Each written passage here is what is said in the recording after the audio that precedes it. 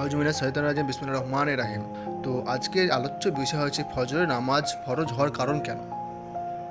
যখন হযরত আদম আলাইহিস সালাম জান্নাত থেকে দুনিয়াতে আগমন করেন, তখন তিনি রাতের অন্ধকার দেখে ভয় পেয়ে যান।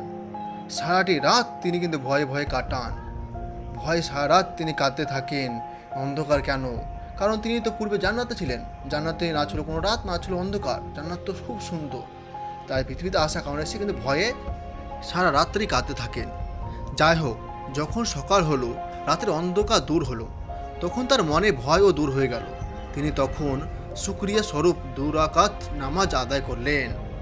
দু রেকাত শুকরিয়া স্বরূপ, যেহেতু রাত থেকে দিন আসলো, এই কারণে আল্লাহ তাআলা রাসূল সাল্লাল্লাহু আলাইহি সাল্লামের এই উম্মতের প্রতিও সেই নামাজ ফরজ করে দিলেন, যাতে উম্মত এটি আদায় করতে থাকে এবং এই কথা মনে করে যে আমাদের দুঃখ দুর্দশা সমস্ত রকম প্রবলেম আল্লাহ দূরকারী। ফজরের সময়টি ছিল গাফেল দুনিয়াবাসীর আরামের সময়। রাতের বেলা তারা আনন্দ ফুর্তিতে মশগুল থাকতো, বিভিন্ন মজে থাকতো তারা। তাই ভোরে ভোরে ওঠা তাদের পক্ষে খুব মুশকিল হয়ে দাঁড়াতো। এমন লোকদের জন্য ফরজের নামাজ খুব কঠিন হয়ে যায়।